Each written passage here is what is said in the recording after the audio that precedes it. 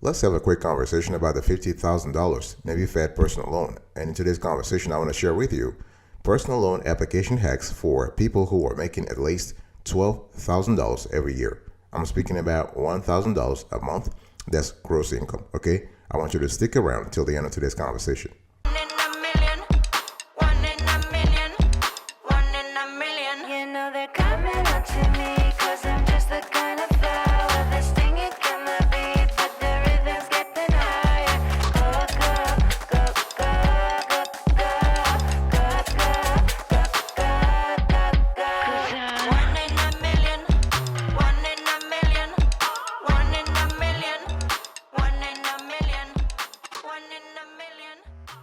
Welcome back, folks, to another edition of the Awesome FICO Show. How are you today? I hope you are doing fantastic.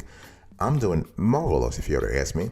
If you are doing as great as I am, go grab a cup of coffee or tea or vodka and let's roll. In today's conversation, I want to address the point that's very important to a lot of folks. If you're making at least $12,000 gross every year, okay, how do you apply for the $50,000 Navy Fed personal loan? I'm going to share with you a couple of loan application hacks, okay? Here are the steps. Very important to always have a quote, to have a formula if you want to apply successfully, right? First, you need to understand the requirements of the loan. You need to familiarize yourself with the loan requirements. In other words, don't you just apply for a Navy Fed personal loan randomly, okay? Randomly is actually a word we need to chase out of our dictionary here when we are talking about credit. We're talking about Navy Fed credit in particular. So what are the requirements of this loan? So you got to think about credit score and your history, okay? Navy Fed wants you to have income. In other words, they're going to verify your income. It's very important. So when we talk about at least $12,000 a year, we got to be in a situation where you have to be able to verify that income. Same thing with employment. In other words, income and employment go hand in hand, right? So if you want to verify income, you got to be in a situation where you can verify your employment also. Very important. And you want to lower your DTI. The debt to income ratio is a criterion that Navy Fed pays attention to a lot. You know why? Because it's actually a precursor to financial trouble. So the higher there is an inverse relationship between your FICO score and your DTI. So the higher your DTI, the lower your FICO score, and vice versa. So it's important to really maintain a low DTI. Okay, so DTI means what? Debt to income ratio. It is actually a percentage, and it represents the portion of your gross monthly income that goes towards your monthly debt service. Very important. So Navy Fed uses that to predict your ability to make payments on new and current debts. And also collateral. I mean, there might be part of the requirements, depending on the loan and depending on the states you're applying from. Navy Fed might actually accept a collateral from you. In other words, they might ask you to pledge collateral, okay? And there is no origination fee, okay? But again, overall, those are things you want to pay attention to, okay? And always talk to Navy Fed, talk to a customer service, talk to a loan rep, so you are on the same page.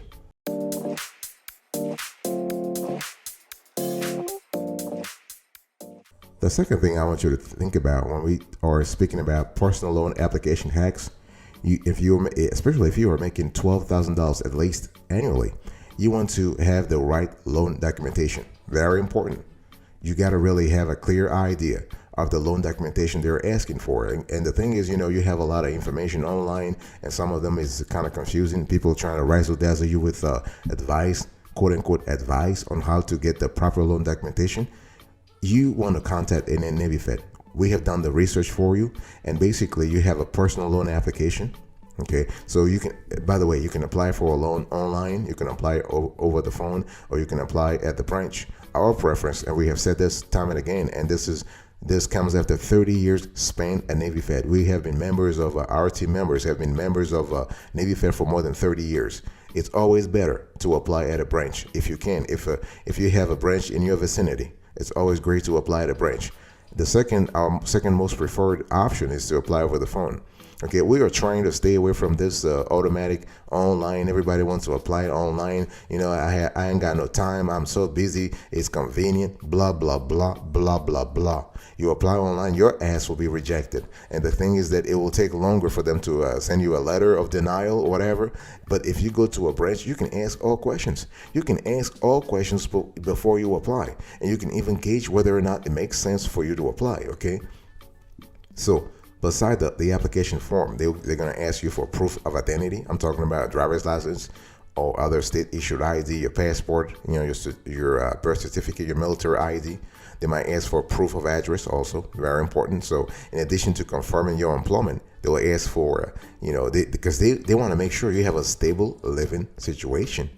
And that makes sense, right? So they might actually ask you to provide proof of your address, including a recent utility bill, a copy of your lease or other rental agreement, voter registration card, or proof of home, rental, or auto insurance that lists your address. Okay, so here you have it. You have a constellation of things that you might have to provide to Navy Fed to actually satisfy the loan documentation requirements. Okay, and it's important. Again, we are very strategic here.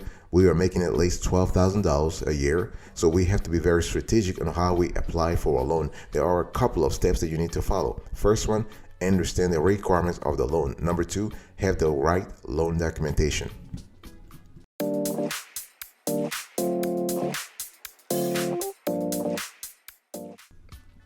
Number three, boss, are you still there? Uncle, aunt, I'm talking to you. I want you to listen to me. Hey, over here. I want you to verify your pay and employment, whether it is full-time, part-time, temporary, or seasonal. And the thing here is that a lot of folks, I spoke about $12,000 a year, right? You might be thinking, well, I don't have a full-time job, so I don't qualify. Hey, you qualify, okay? $12,000, that's the aggregate. That's the total. If you're having a few jobs here and there, a few side hustle here and there, you are having a few temp jobs here and there, if you're able to gather at the end of the year an aggregate revenue, gross revenue of $12,000, you qualify. Okay, you qualify. So it's important. To understand when we talk about verifying your pay and employment, you want to verify anything that brings you money. It has to be legit though. Okay, so this could be your pay stubs, this could be your returns, right? Cuz, okay, this could be your W-2. So, sis, anytime you get a W-2, I want you to file it. Okay, and nowadays they don't send you paper W-2s anymore. You have to log into ADP or another payroll provider, payroll services provider, or you can log into your HR whatever server and download the W-2. Okay, this could also be your 1099s if you're an independent contractor, right? So this could actually constitute acceptable proof of employment and pay. Okay. The bank statements also could be a great opportunity. Okay, and sometimes Navy Fed might ask you to provide employer contact information. So the whole thing is you have to be in a situation where you can prove both your pay and your employment. Okay, if you are a self-employed, don't worry. Navy Fed will rely on bank statements, 1099 forms, and income tax returns. Okay, and make sure that you have at least the last two recent income tax returns, which we are speaking about. Your 1040. Okay, especially they want to pay attention to your Schedule C. If you are a sole proprietorship, okay, they want to pay attention to your Schedule C to verify your income. So bottom line is you have to be able to provide whatever form of income verification that they ask you. Okay, it's important, and it's always important to stay in contact with your loan rep. Never ghost, never try to ignore whatever request that they are asking you. You always want to be responsive.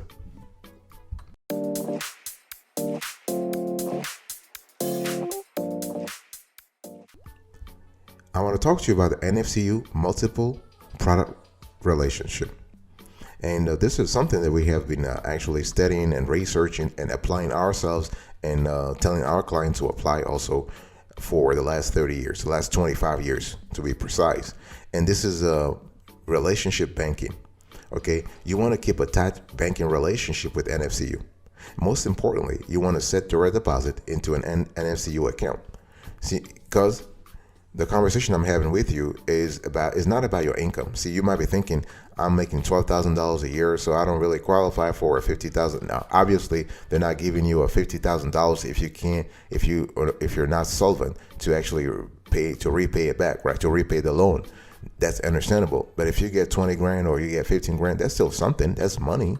Where I come from, that's ka-ching, ka-ching, ka-ching. Okay, so it's all about just so I'm not focused on that. What I'm focused on is making sure that you cultivate a tight relationship with NFCU. Instead of, because a lot of folks right now, a lot of folks that we know, not a lot of folks that we know, in general, folks really focus only on something called transactional banking. In other words, they have a checking account, they have a savings account, they make deposit, they withdraw money. That's it. It's just crazy. Listen, if you want to borrow from Navy Fed or any other financial institution for that matter, over the long run, you need to establish a relationship. Okay, they're not going to lend to you a large amount if they don't know you. Do you really believe that they can just lend a generous amount to your ass if they don't have a tight relationship with you? Okay, so first thing, you want to set direct deposit. Direct deposit will save you. Okay, will save you because direct deposit will actually prove three things for that matter. It will prove pay, it will prove employer, and it will prove frequency of pay. Remember that your pay, your employer, and your frequency of pay. Are you getting money every 2 weeks or every month or every direct deposit will actually show that. And you don't have to actually allocate 100% of your direct deposit into a Navy Fed account. It can be 20%, 30%, 40%, but you got to have something. Okay, so the money can go into your savings account, can go to your checking account. If you want to open also a money market account with the Navy Fed, this is really good. Their money market accounts are really great. The yields nowadays are not really that great, but listen, it's the overall economy. Now that the Fed is going to start ramping up the interest rate again, maybe the APYs, the annual percentage yields, will actually go up. But it's always good to have it. It's always good to have your CD, and also IRAs if you can afford it. If you have extra cash and you're trying to take care of your family for the long run and yourself in terms of retirement, open an IRA.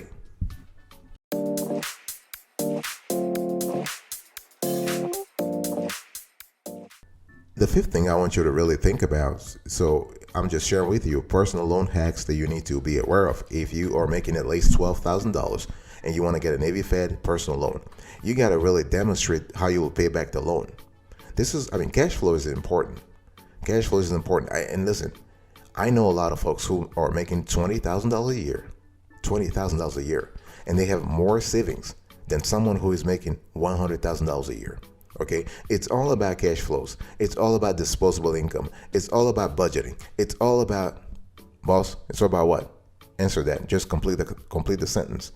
It's all about anything you can think of. Whatever you have to apply right now to make sure that you are saving a lot, that's good. Okay, you got to be able to tell Navy Fed, listen, here are all my sources of income. I may be making $12,000, $15,000, $20,000 a year, but I have savings. I have 50,000 savings, or I have 25,000 savings, and the loan I'm getting it because I don't want to touch my savings. Okay, so you got to think about that, or because I have a high FICO score and I want to take advantage of the very low rate that you guys are offering, and this is just for me because I always want to be. I want to have some liquidity. So it's all about listing your sources of income and listing all of your expenses. What I'm trying to do here is that, when we have a conversation about demonstrating how you'll pay back the loan, you need to determine your net cash flow. Net cash flow is important, okay? Now, the way you do this, you prepare something called a personal cash flow statement.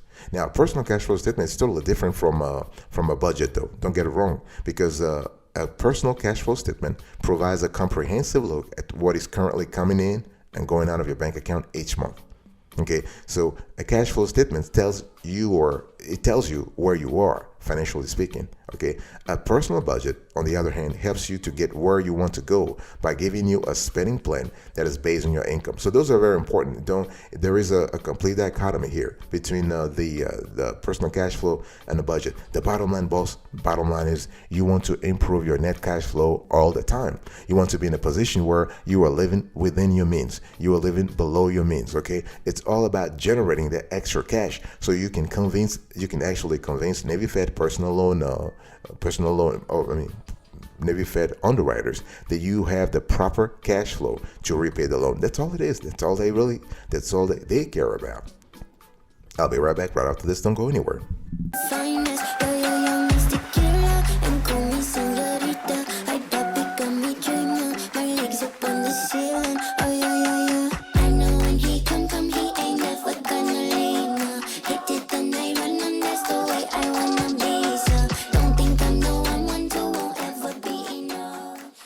Welcome back, folks, to another section of the Awesome Sweet DTICUR Show. I'm still having a conversation with you about the Navy Fed personal loan application hacks, and I want to talk to you now about FICO Score. Oh yeah, you have heard me say this before. I'm going to say it again. FICO Score, your FICO Score is something dynamic. Okay, I don't want your ass to just to sleep and just say, you know what, I'm going to check this out every quarter or every 6 months or every year or whenever I want to apply for a loan. Are you in that category right now, boss? Uncle, I'm talking to you. Are you in that category? Auntie, are you in that category? Talk to me. Really, really talk to me. This is pretty important. Grandpa, Grandma, I'm talking to you. Let's talk about your FICO score. When was the last time you checked your FICO score? Okay, a lot of folks just go through life saying, I think I'm in the 600s. This ain't no random game.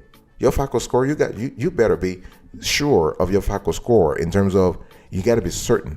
It's either you have 590 or you have 690 or you have 695. You can't be just sitting around telling people, hey, listen, I'm not really sure, but I think I'm in the 500 range, whatever. If you're in that category, I want you to stop that right now, and I want your ass to go to a website called annualcreditreport.com. Every year, Congress is actually mandated those 3 credit bureaus to give you access to your credit reports for free. Okay, the website is called annualcreditreport.com. So you can access your Experian, your Equifax, and your TransUnion for free. Now, if you want to access this number all year long, you can actually sign up for Credit Karma, Nerd Wallet, Wallet Hub, and if you have a credit card right now with the Navy Fed, you can actually have access to your FICO score for free all year long. Okay, all year long, boss. Okay, so I want you to make it a habit to check your FICO score every now and then. I'm not talking about once a month though. Every 2 weeks, so you have a clear idea of where you like. Your score, your FICO score is like your GPS. It tells you where you want to go. It can help you. Okay, so make sure that if you want to, and you have to improve your FICO score, verify that your accounts are current. Okay, dispute your inaccuracies. You want to file dispute letters. Ask for a little grace period also. And sometimes, people have problems, whatever. You want to settle up collections, charges, judgments, and liens if you have them. And you want to improve your debt utilization ratio. It's really important, and I'll speak about that in the next section. But it's important to really always make sure that you are lowering your credit utilization ratio, and your debt to income ratio. I'll speak about that later on.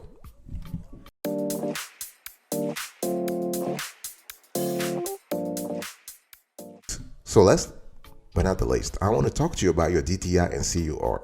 Again, we are speaking about if you are making at least $12,000 a year in gross income, and you are trying to actually get the Navy Fed personal loan, the maximum loan amount is $50,000. But the thing is, you need a code, you need a formula for applying so that you can be sure that you will get it. Keep your DTI and CUR low, debt to income ratio, and your credit utilization ratio. Those 2 components are very important because they paint a picture of creditworthiness or financial straits. In other words, whether you are struggling financially or you're just chilling right now. So if you want to lower your debt to income ratio, by the way, debt to income ratio means you take your debt payment and you divide it by your gross income. Okay, so if you want to lower your debt to income ratio, there are a lot of ways you can do this, boss. Okay, you can increase the amount you pay monthly towards your debt. Remember that extra payments can help lower your overall debt more quickly. So if a lender wants you to make like $300 in debt payments and loan payments every month, try to make it 305, make it 310. Your budget ain't gonna feel it, but your loan will appreciate it. Okay, avoid taking on more debt. You want to postpone large purchases so you were actually using less credit. This is what I talked about earlier when I said you want to actually live within your means, okay? And you want to recalculate your debt to income ratio monthly to see if you're making progress. It's very important to understand that we are in a very dynamic environment, and you want to see progress. Or if you see progress, that's good. If you don't see progress, then think about how to see progress. You also need to think about lowering your credit card utilization ratio, okay? Pay down your balance early.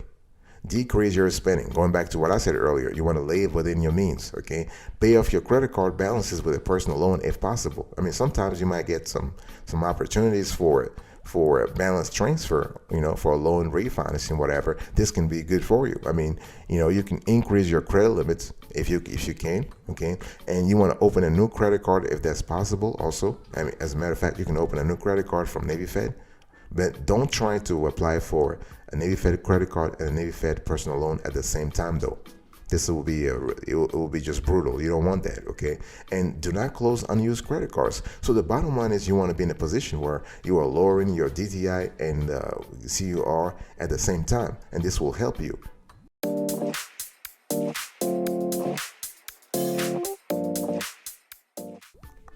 Thank you so much for your attention. I really appreciate it. Let me just quickly recap here.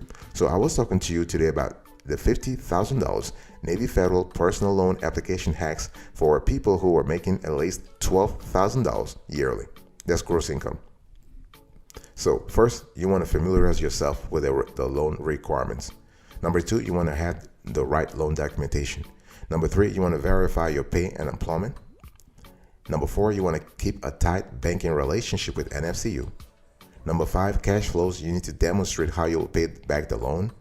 Number six, you actually, the FICO score, you need to maintain a decent score. The higher, the better though. And number seven, you want to keep your DTI and CUR low. Thank you so much for your attention. I appreciate it. God bless you. I will see you next time. But until then, remember, stay marvelous.